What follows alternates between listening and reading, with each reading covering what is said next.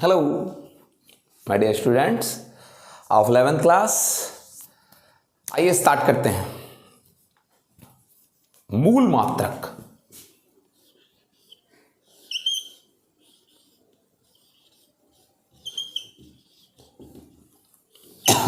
एक एक करके मैं बहुत डिटेल नहीं जाऊंगा। सीबीएसई में तो बहुत डिटेल्ड होता है, लेकिन यूपी में बहुत डिटेल्ड नहीं जाना है अमूमन। ठीक है, अगर आपको बहुत सख्त जरूरी होगा तो आप जब सीबीएसई में पढ़ाऊंगा इसकी उसका वीडियो आप देख लीजिएगा, लिंक मैं आपको बता दूंगा। ठीक है, आइए चलते हैं। सबसे पहले मूल मात्रकों में सबसे पहले चलते हैं मीटर।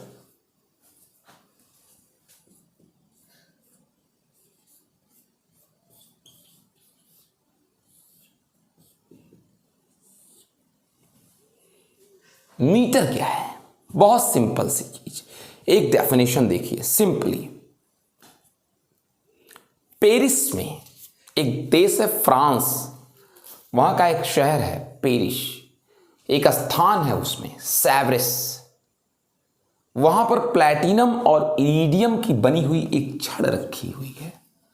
उस छड़ के दो चिन्हों के बीच की दूरी को ही मीटर मान लिया गया है। 1 मीटर मान लिया गया है। लेकिन आपसे एक बात बताएं, समय के साथ वायुमंडलीय दशाओं, ताप इत्यादि के परिवर्तन से यह छड़ बढ़ सकती है अथवा घट सकती है। तो हमें एक ऐसी चीज की आवश्यकता है जिसके मान में, लंबाई में परिवर्तन ना हो। तो मीटर के लिए एक और परिभाषा दी गई है, शुद्ध क्रिप्टॉन 86 से नारंगी रंग का प्रकाश निकलता है, ऑरेंज कलर का। उस प्रकाश के तरंगदैर्ध्य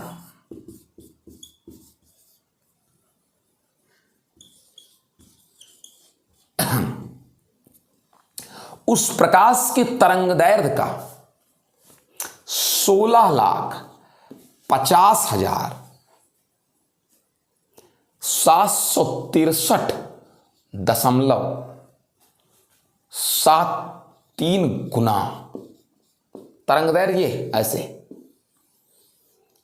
इस दूरी को, दो श्रृंगों अथवा दो गर्तों के बीच की दूरी को तरंगदैर्ध्य कहते हैं। तो उस क्रिप्टॉन 86 के नारंगी रंग के प्रकाश के तरंगदैर्ध्य का, इस लैम्डा का इतना गुना 16,50,763.73 गुना, इस लैम्डा का इतना गुना, इस लंबाई को नाप लीजिए, उसका इतना गुना।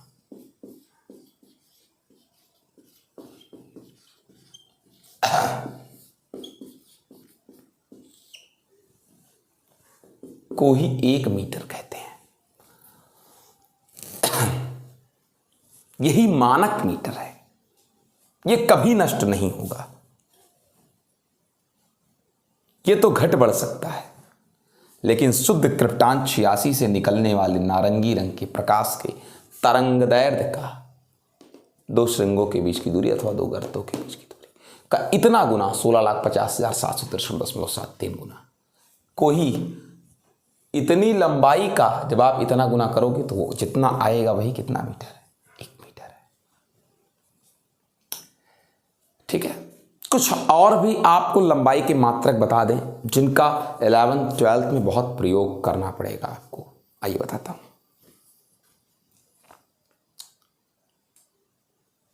जैसे आपको बता दें 1 किलोमीटर 10⁻³ मीटर होता है, याद रखिएगा। 1 सेंटीमीटर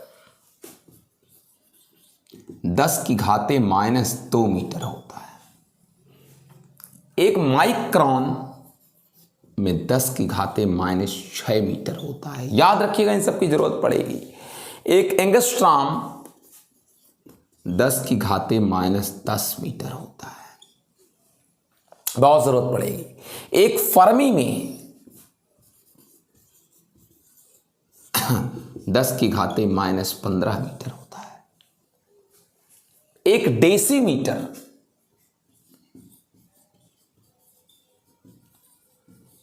कितना होता है?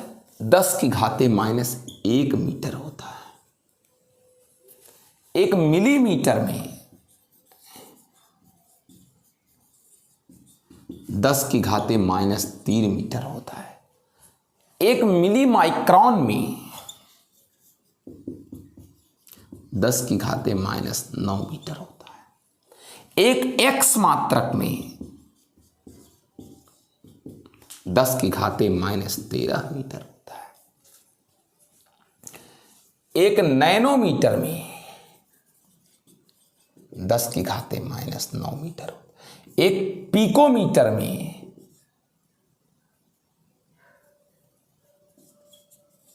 10⁻12 मीटर होता है। ये याद रखिएगा इसको।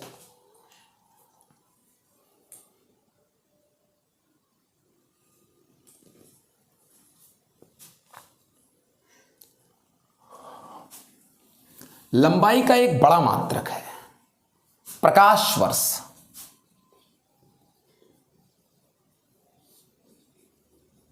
लाइट ईयर, ये लंबाई का एक बड़ा मात्रक है। कैसे? प्रकाश एक वर्ष में जितना दूर चलता है, प्रकाश एक वर्ष में जितना दूर चलता है एक वर्ष में, उस दूरी को ही प्रकाश वर्ष कहते हैं। एक वर्ष में चली गई दूरी।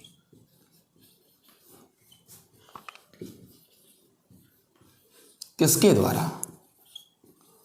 प्रकाश द्वारा एक वर्ष में चली गई दूरी को ही प्रकाश वर्ष कहते हैं।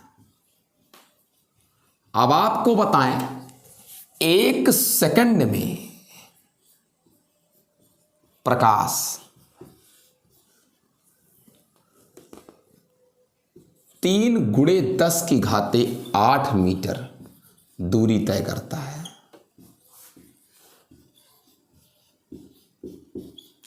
प्रकाश एक सेकंड में 3×10⁸ मीटर दूरी तय करता है। तो एक वर्ष में कितनी दूरी तय करेगा? एक वर्ष में मतलब 300 कितने दिन? 65 दिन होते हैं। एक वर्ष में कितने दिन? 365 दिन। और एक दिन में कितने सेकंड, कितने घंटे होते हैं? 24 घंटे। एक घंटे में कितने मिनट होते हैं? 60 मिनट। एक मिनट में कितने सेकंड होते हैं? 60 सेकंड होते हैं। इतना सेकंड हो गया कितने वर्ष में?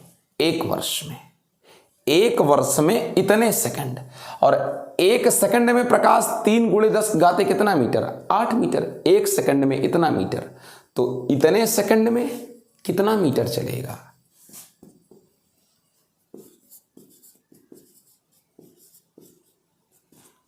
तो इतने सेकंड में इतना गुणे इतना मीटर चलेगा।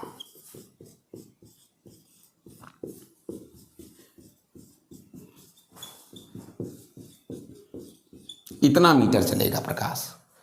कई वर्ष में? एक वर्ष में। इसको अगर आप मल्टी कर देंगे बेटा तो आएगा 9.46 × 10⁻15 मीटर। यानी सही सही देखा जाए तो 10⁻16 मीटर। एक वर्ष में ये प्रकाश द्वारा चली गई क्या है? दूरी है। ये हो गया दूरियों का मात्रक।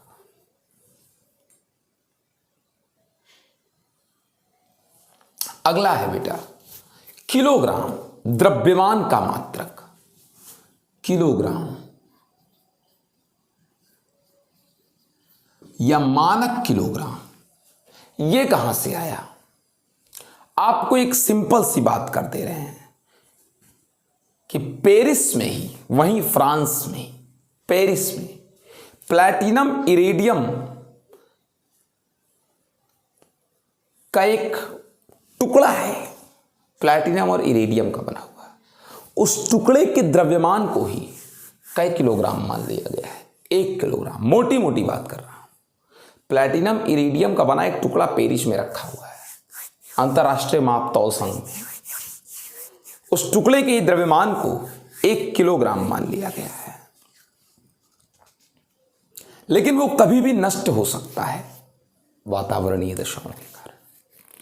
सो दैट कुछ ऐसी कोशिश की गई है कि भले वो नष्ट हो जाए, लेकिन द्रव्यमान का जो मापक है, जो मापदंड है, जो मानक है, वो नष्ट ना हो। तो 4 डिग्री सेंटीग्रेड पर 1 लीटर पानी का, शुद्ध जल का, 1 लीटर पानी मतलब कितना, 1000 सेंटीमीटर क्यूब आयतन के पानी का जो द्रव्यमान है, उसी को कई किलोग्राम मान दिया गया है, 1 किलोग्राम मान लिया गया है।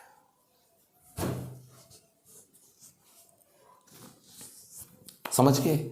4 डिग्री सेंटीग्रेड पर 1 लीटर पानी यानी 1000 सेंटीमीटर क्यूब पानी का जो द्रव्यमान है, उसे कितना किलोग्राम मान लिया गया है, 1 किलोग्राम। परमाणुवीय स्केल पर द्रव्यमान को कितना मानते हैं, 1 किलोग्राम को कितना मानते हैं? तो परमाणुवीय स्केल की अगर बात करें तो कार्बन 12 के, कार्बन किसके, 12 के 5.0188 गुणे 10 की घाते 25 परमाणु को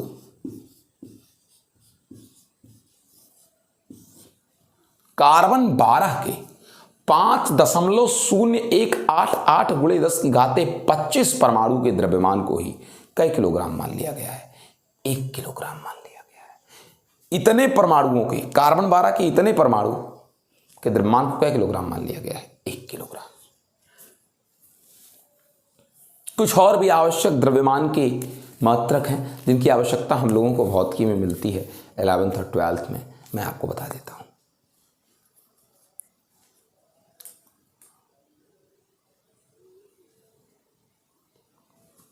देखें, जैसे 1 मीट्रिक टन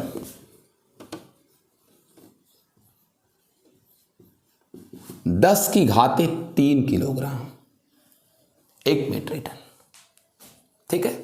1 ग्राम में, याद रखिएगा ये सब, 10⁻³ किलोग्राम। और भी द्रव्यमान के मात्रक, 1 क्विंटल में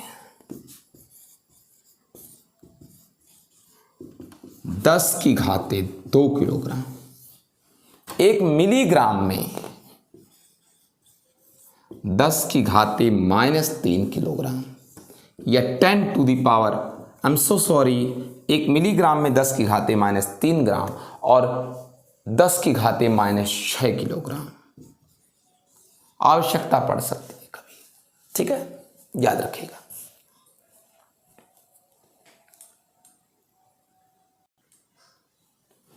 अब देख लें, समय का मात्रक है सेकंड।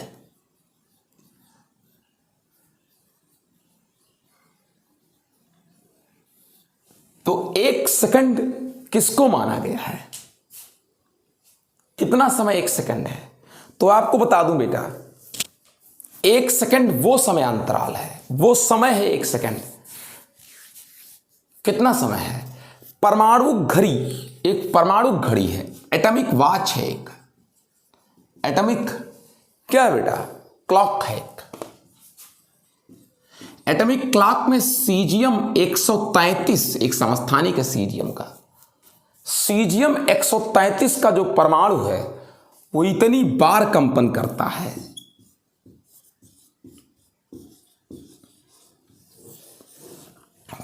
तो परमाणविक घड़ी में सीजियम 133 का परमाणु इतना कंपन, कितना, इकाई, दहाई, सैकड़ा, हजार, 10,000, लाख, 10 लाख, करोड़, 10 करोड़, अरब, 9 अरब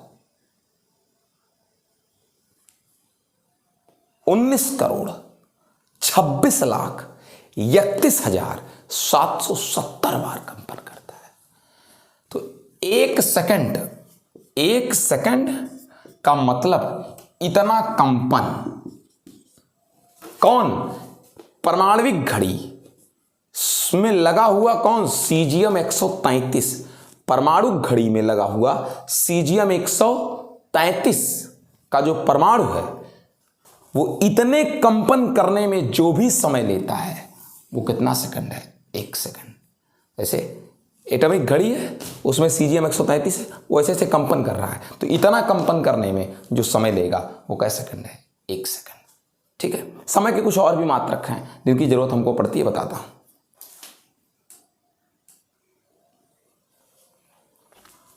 जैसे घंटे में आप सबको पता होना चाहिए, ये सब बहुत छोटी छोटी चीजें हैं, 3600 सेकंड होती है।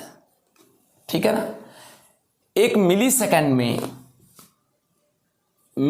में बेटा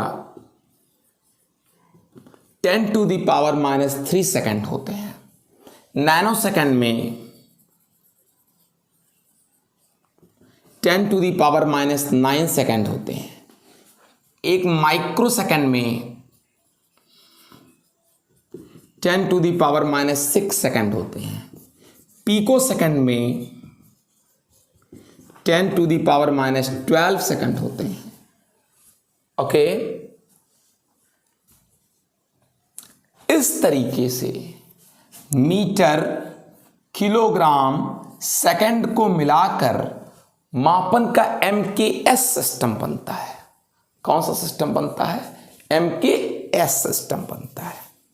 ठीक है, अब आइए अगले मात्रक की बात करते हैं।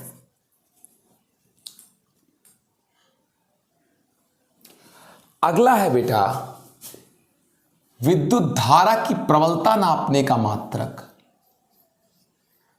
एम्पियर। यह विद्युत धारा की प्रबलता को मापता है। अब आपको बताएं एम्पियर कितना है या 1 एम्पियर कितना है।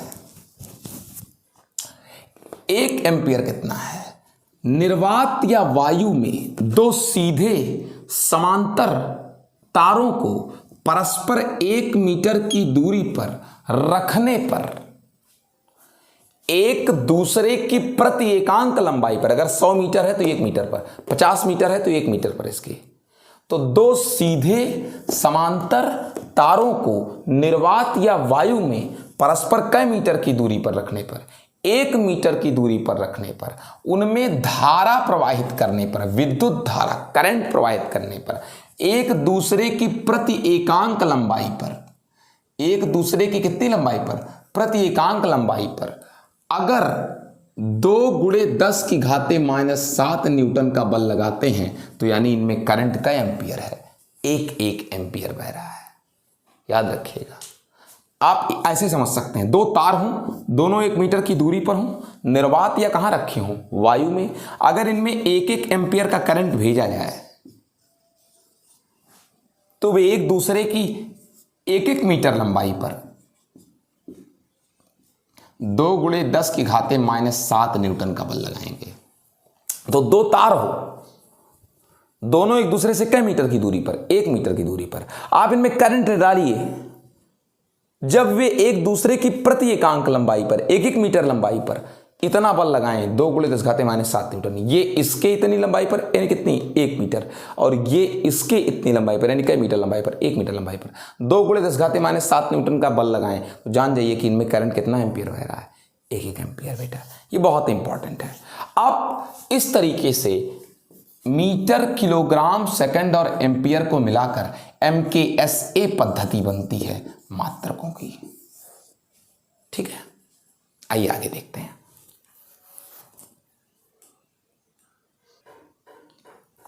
अब देखिए बेटा, अगला मात्रक है ताप का, टेम्परेचर का, केल्विन। ये केल्विन कहां से आया, ये केल्विन कहां से आया। असल में आपको केल्विन के बारे में एक बात कहें तो जल के त्रिक बिंदु, अभी मैं आपको बताऊंगा तृक बिंदु क्या है, ट्रिपल पॉइंट क्या है। जल के तृक बिंदु, अब जल जो होता है उसकी एक विशेष अवस्था होती है, उसको तृक बिंदु बोलते हैं। अभी आप बता रहे हैं ट्रिपल पॉइंट।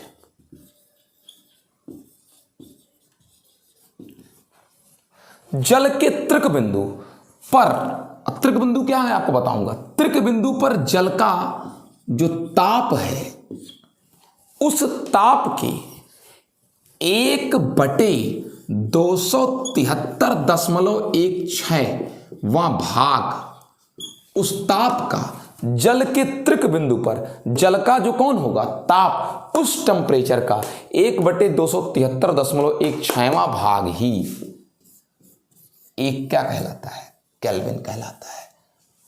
जल के तृक बिंदु पर जो जल का ताप है, उस ताप का 1/273.16वां जो भाग है, एक केल्विन है। पहले आप जल का तृक बिंदु ज्ञात करें। अब जल का तृक बिंदु क्या है, यह भी समझना आपको जरूरी है बेटा।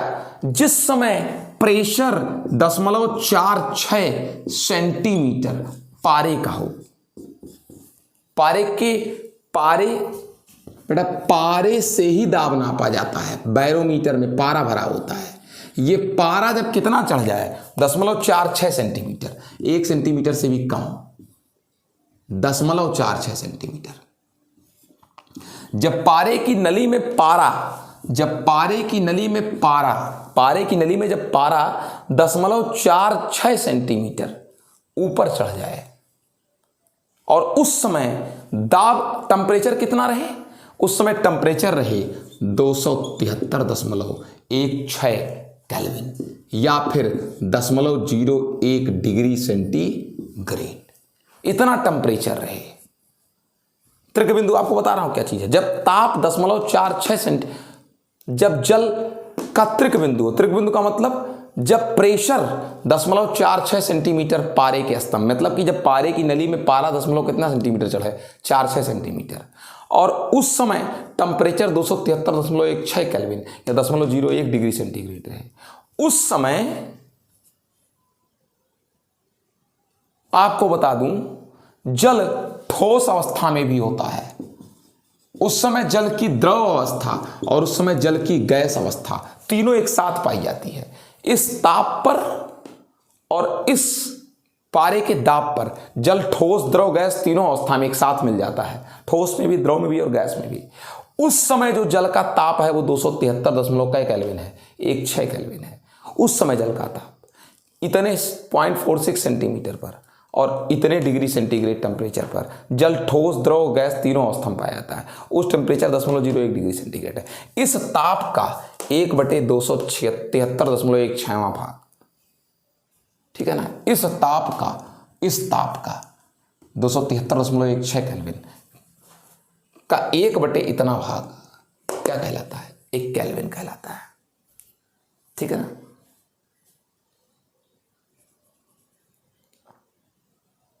समझ गए। जल लीजिए, इतना प्रेशर रहे 0.46 सेंटीमीटर, इतना डिग्री सेंटीग्रेड टेम्परेचर रहे या 273.16 केल्विन टेम्परेचर रहे, इतना टेम्परेचर रहे जल का। उस समय आपको जल की ठोस द्रव गैस तीनों अवस्था मिल जाएगी, ठोस में भी, द्रव में भी, गैस में भी, तीनों एक साथ मिल जाएंगी। उस समय के टेम्परेचर का, उस समय जो भी टेम्परेचर रहेगा जल का, उसका 1/273.16वां भाग एक केल्विन कहलाता है। आइए आगे बढ़ते हैं। कैंडेला,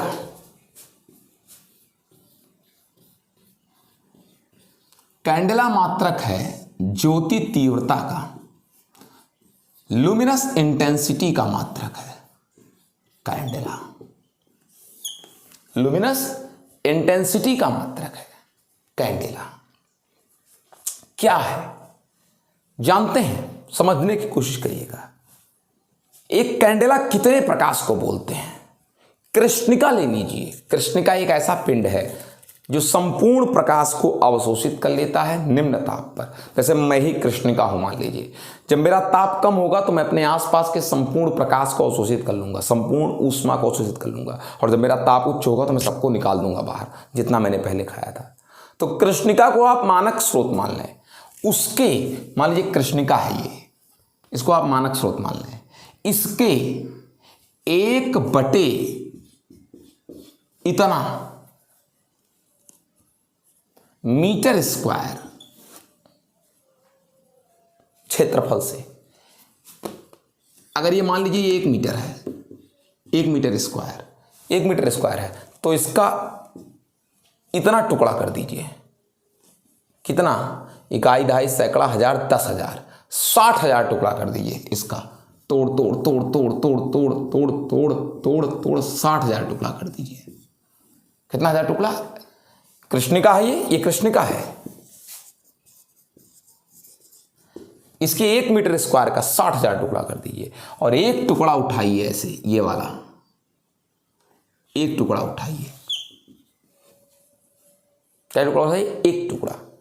और इस टुकड़े के लंबवत दिशा में, लंबवत एकदम 90 अंश लंबवत दिशा में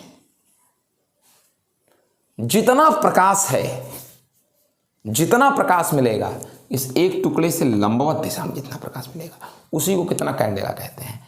1 कैंडेला कहते हैं। कितना कैंडेला कहते हैं? 1 कैंडेला। जबकि उस समय कृष्णिका का ताप प्लैटिनम के गलनांक, प्लैटिनम के गलनांक के बराबर हो। प्लैटिनम का गलनांक जहां तक 769 डिग्री सेंटीग्रेड होता है, 769 डिग्री सेंटीग्रेड, जहां तक प्लैटिनम का गलनांक इतना ही होता है। मुझे कंफर्म नहीं है, मैं बता दूंगा कल के करके।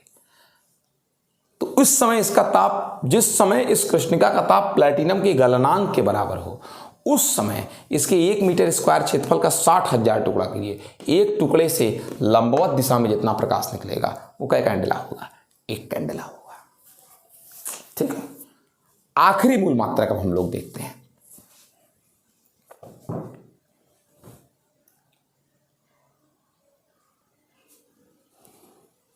अगला है मोल,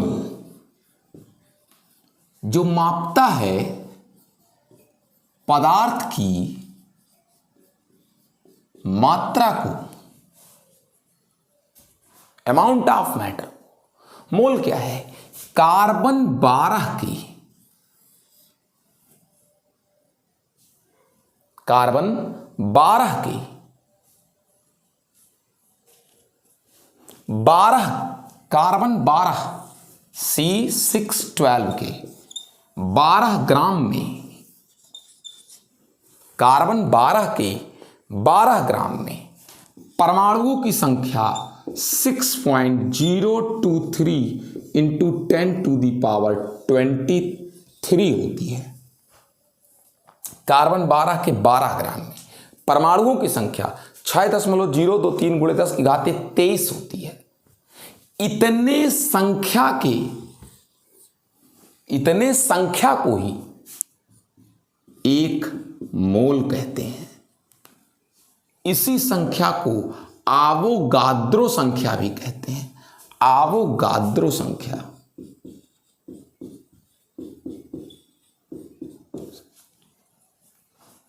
संसार के किसी भी पदार्थ के अगर इतने कण हैं, मेरे भी अगर इतने कण हों तो मेरा कै मोल हुआ? 1 मोल। अगर इतना बैगन आप लेकर बैठते हैं, इतना बैगन, तो 1 मोल बैगन है। ठीक है, ये हो गया।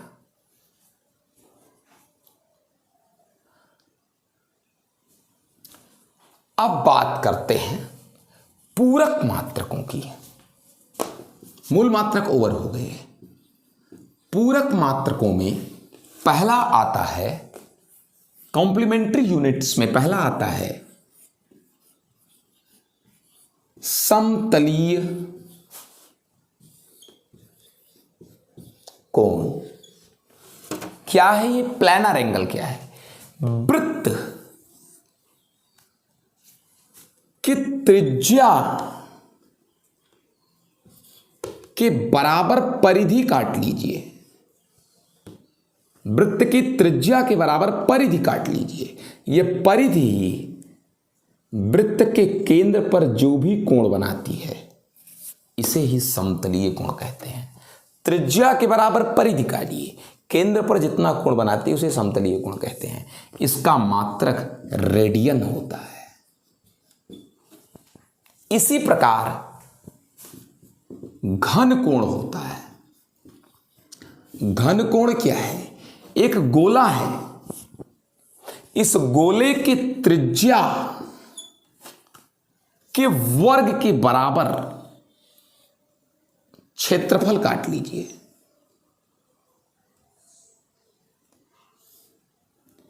इस त्रिज्या के वर्ग के बराबर क्षेत्रफल काट लीजिए। यह क्षेत्रफल हो आर का क्या? स्क्वायर। त्रिज्या के वर्ग के बराबर क्षेत्रफल। ये जितना कोण ये वाला बनाएगा, ये जो गोल गोल जो कोण है इसे घन कोण कहते हैं बेटा। जैसे किप्पी ये देखिए, ये वाला जो कोण है ऐसे इसे घन कोण कहते हैं। तो किसी गोले की त्रिज्या के वर्ग के बराबर क्षेत्रफल जो केंद्र पर कोण बनाता है इसे ही घन कोण कहते हैं। इसका मात्रक स्टेरेडियन होता है।